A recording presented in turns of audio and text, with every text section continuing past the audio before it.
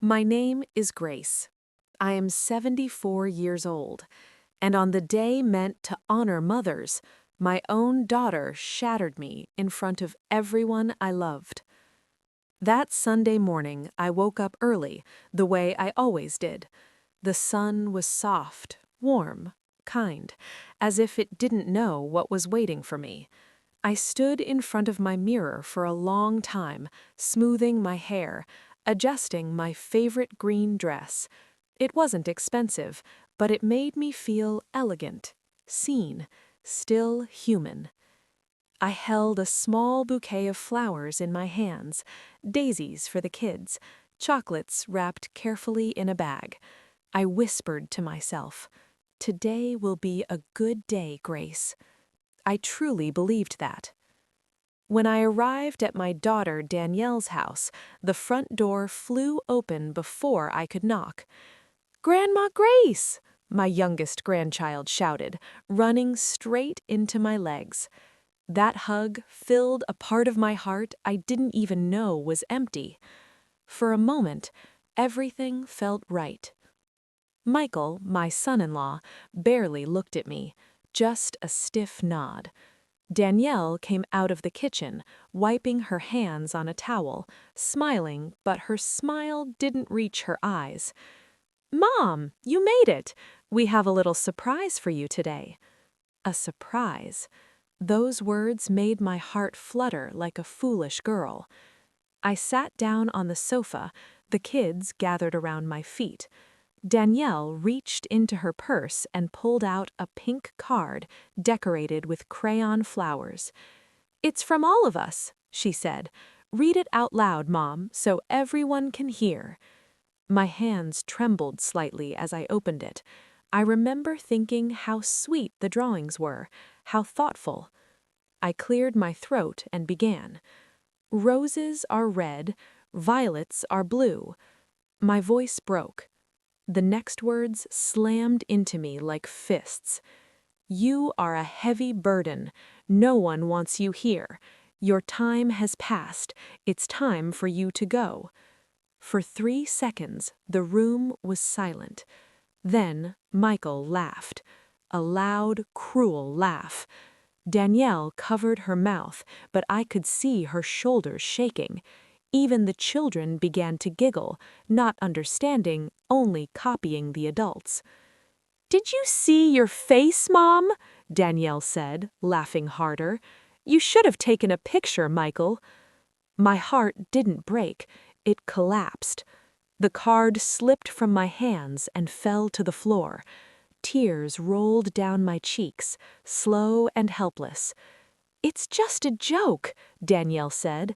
"Don't be so dramatic." Michael picked up the card. "Relax, Grace, but honestly, you have been around a lot lately." Around a lot, like a stain. Danielle leaned forward. "We were thinking maybe it's time you consider other options." "Other options," I whispered. "Well," she said casually, "senior living, places with people your age. You'd be more comfortable." The words felt like a sentence, not concern, disposal. My oldest grandchild walked over and took my hand. "Grandma, why are you crying?" Danielle pulled him away. "She's fine, just emotional." I stood up slowly, my legs shaking. "I should go," I said. Danielle didn't stand. "Okay, Mom, we'll call you later." They never did. That night, alone in my house, I cried until my chest hurt. But somewhere between the tears and the silence, something inside me changed. The humiliation woke me up. I sat in my old armchair, the one where I had nursed Danielle as a baby, and memories came flooding in. Her father left when she was 3. One morning, he was just gone. A note on the table. "I can't do this life." I held Danielle while she cried for him. I worked double shifts at a textile mill. My hands bled. My back screamed. Every dollar went to her education. I sold my mother's jewelry so she could go to nursing school. When she graduated, she hugged me and said, "We did it, Mommy." When they married Michael, I paid half the wedding, $12,000. When the grandchildren were born, I became their free babysitter, 6 days a week, every week, for years. "I don't know what we'd do without you," Danielle used to say. But gratitude slowly turned to irritation. My advice became interference. My presence became inconvenience. When Michael lost his job, I gave them $500 every month. When he found work again, the money never stopped. They never asked me to stop. When I got the flu last winter, I called Danielle. "Can you bring me some soup? I can barely stand." She sighed. "Mom, we're busy. You'll be fine." It was my neighbor, an 82-year-old woman, who took care of me, not my daughter. That night, after Mother's Day, I opened a wooden box from my dresser. Inside were documents they never knew about. An inherited condo in the Bahamas, investments from my aunt, savings I had quietly built. Nearly $400,000. They thought I was poor. They didn't know I was choosing simplicity and funding their lives. And then I realized something painful. I wasn't their mother anymore. I was their ATM. That night, I made decisions.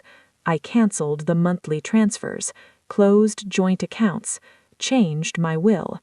Everything would go to a foundation for abandoned seniors. Then I bought a plane ticket, Nassau, first class. The next morning, I dressed in my best suit and walked into the bank with my head high. It's my money, and I'm done being invisible. I wrote letters, one for Danielle, one for Michael. I told them the truth, that love without respect is exploitation, that generosity mistaken for weakness has consequences, that I was done begging to be treated like a human being. I left the letters on the table, and I walked out of my house with one suitcase. At 74, I learned something important. You teach people how to treat you by what you allow. I allowed too much. Not anymore. My name is Grace, and for the first time in my life, I chose myself.